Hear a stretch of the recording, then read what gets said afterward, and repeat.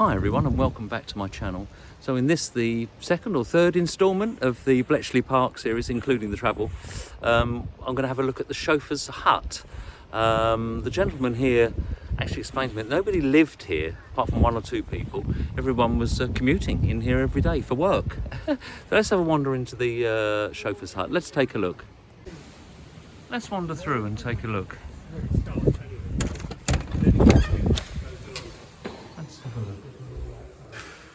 So what have we got? The chauffeur's hut. This hut was a replacement for a much earlier one built at the rear of the mansion very soon after the 1938 occupation of Bletchley Park by the Government Code and Cycle School. You can read that. It looks like this is a picture of the Enigma machine. There we go.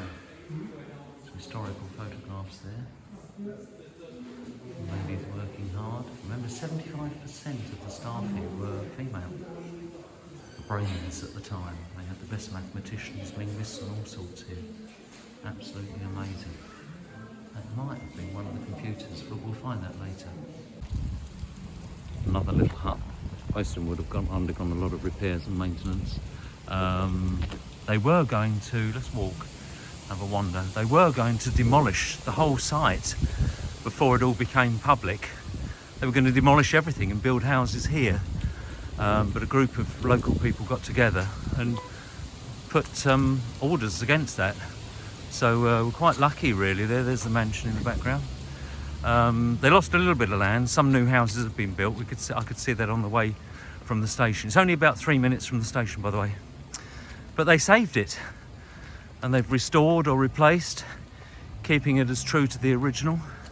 But what beautiful grounds as well. There would have been a tennis court over there. Tennis court was one of their few means of exercise and enjoyment to watch people playing tennis. Absolutely beautiful. Some steps down there to a lawn.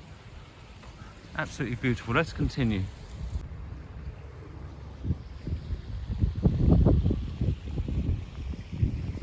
What a terrific photo. Staff having snowball fights in 1940. These rare photographs show staff having a snowball fight in January 1940. As the war went on, it became more difficult to keep warm in cold weather, especially after the government rationed coal and other fuel from January 1942. The huts at Bletchley Park were cold and drafty with only small stoves for heating. Just look at this, absolutely beautiful. Presumably this is how it looked back then. Let's have a little wander around the pond and the fountain here. Really lovely. This has all been replaced, you know, it's obviously well kept, well maintained. But what a stroke of luck that, you know, this whole site was going to be demolished many years ago, but it was saved, you know, for history. So I think that's amazing. A bit like National Trust, they preserve our heritage. You know, this is just amazing. It's such an important part of our history. Wow. Let's continue. Let's have a wander through here, see what we can see.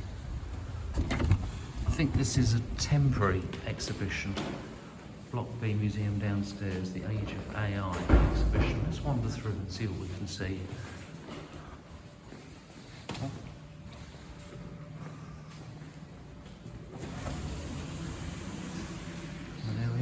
The Age of AI, so from one extreme to the other. This is how we've moved forward. Here we go. What is AI? Decades artificial intelligence was the stuff of sci-fi, but now it's a huge part of our daily lives. There we go.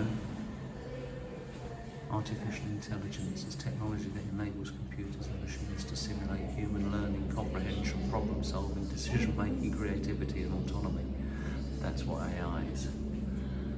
You can freeze the frame and have a quick look at these pieces of information. Absolutely incredible. Let's have a wander around.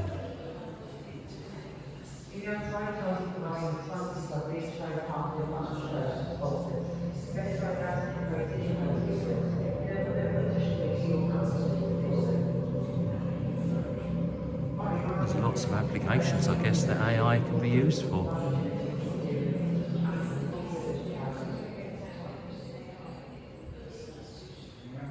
Incredible. Rare disease diagnosis.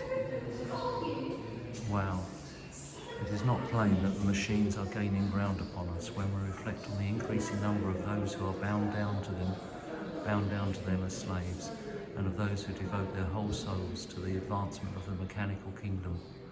Wow.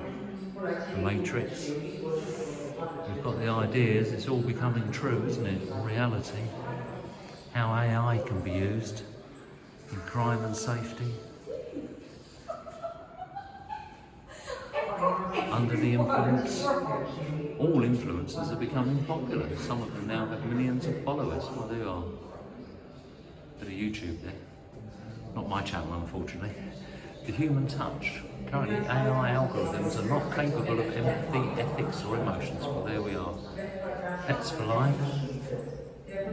Virtual pets. Wow. Is this a real photograph? Wow. Let's continue. Well, that was interesting. A quick glance at artificial intelligence. Not the past, not the future, but the present, right now. This really is happening. So absolutely amazing stuff. And really, it all, computers and artificial intelligence, it all started here at Bletchley Park. Let's continue. Bletchley Park isn't Mission Impossible or even James Bond. Bletchley Park is the real deal. This is where it really started. This is where it really happened. There were some very clever people working here during the Second World War. Well, there's certainly a lot of these buildings here to explore. Here's another one with more information. Let's go in, let's take a look.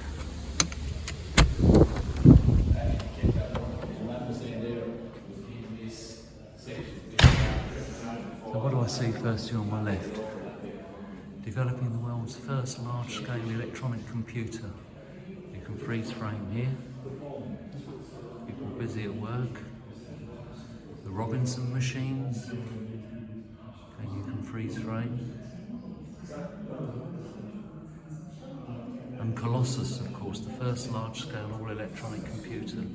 The prototype Colossus was delivered to Bletchley Park on 18th of January 1944. Again, you can freeze frame there. And Colossus arrived just in time. Wow, that's a big piece of kit. Who was this? Tommy Flowers, creator of Colossus. I don't think they understood very clearly what I was proposing until they actually had the machine. They obviously were taken aback, they just couldn't believe it. Colossus 2 and D-Day. Again, you can freeze frame and read that.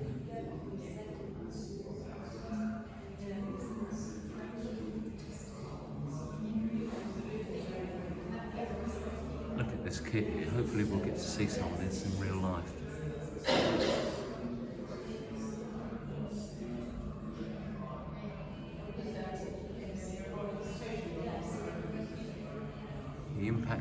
The impact on the wall of breaking the Lorenz SZ40. Freeze frame there. And of course D-Day.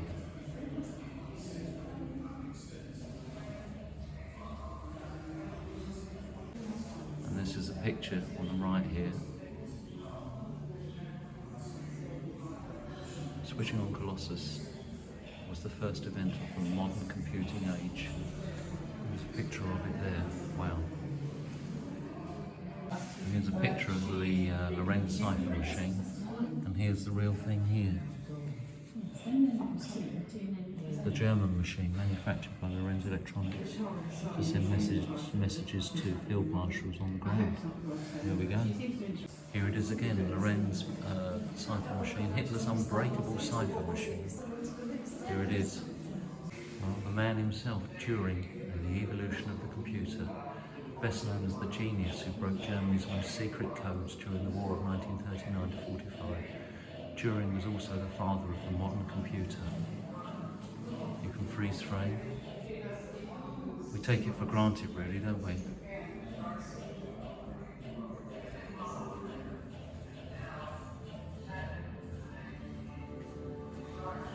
Absolutely incredible stuff, it really is.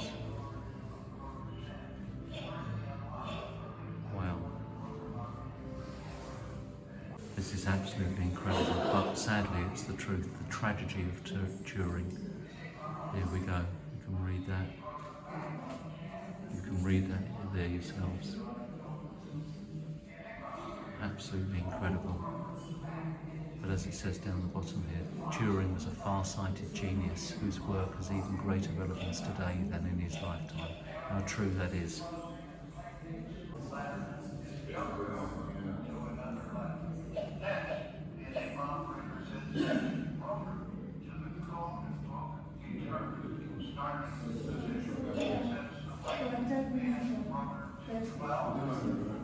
And on a slightly lighter note, Alan Turing's teddy bear there. Various, there was an old typewriter there, probably from the 40s or 50s, various communication systems, equipment of the day, and the code-breaking process from intercept to action. Bletchley Park developed the first large-scale code-breaking organisation in the world. There we go. There's so much information here at Bletchley Park, it would take several hours to read everything, but there is a lot of information well worth a visit if you're interested in history, and this is particularly interesting history, but it changed the course of the war.